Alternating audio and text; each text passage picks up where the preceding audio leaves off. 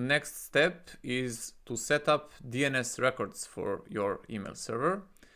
And as it says here, only A and MX records are required, but you really should set up all of these.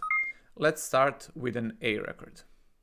On the Linode website, in the sidebar, click Domains, click on your domain, and let's add an A record.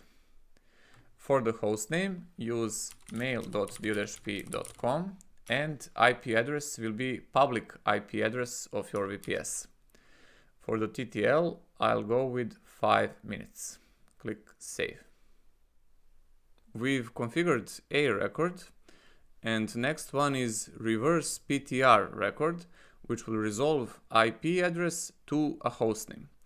It's kind of special, so you don't configure it here in the DNS manager. You have to go back to the Linodes in the sidebar, click on your Linode, then click on Network tab, and here under IP addresses you will see public IP of your VPS, and at the right you will see reverse DNS.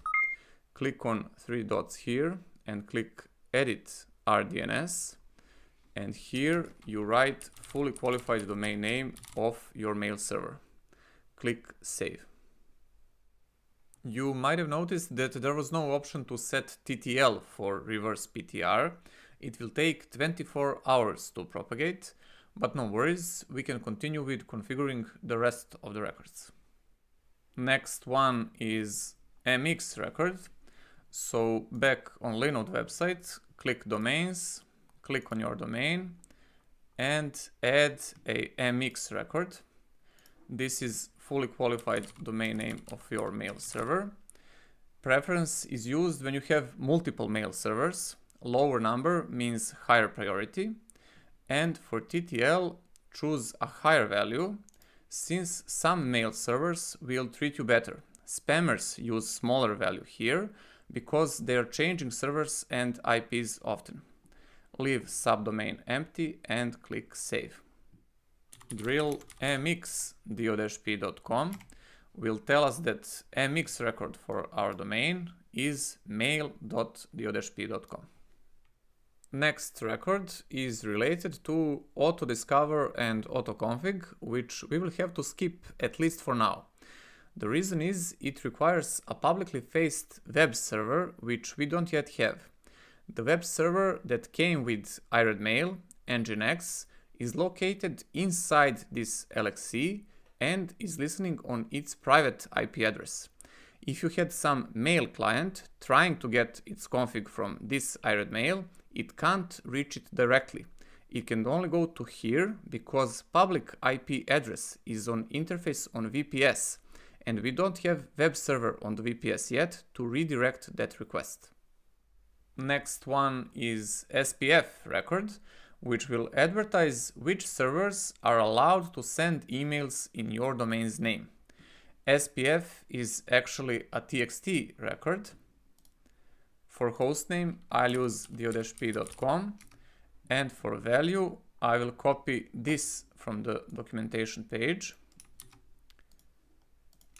This means that only those servers which are listed in MX records can send emails for this domain. For TTL, I will go with 5 minutes and click Save. Drill txt.do-p.com will show that the record is updated. Next one is DKIM or DKIM or Domain Keys Identified Mail, which helps that your emails don't end up in spam by signing the email message with a key. Similar to SSH, private part of the key will stay on the mail server, and public key is advertised with this DNS record. You can get public key by going to your iRedMail and typing amavis d-new show keys. First, we must tweak it a bit, so select everything between parentheses, copy, open Vim, paste. First, remove all double quotes, align everything properly, and join all these lines so that it looks like this. And finally, copy that. DKIM is also a TXT record.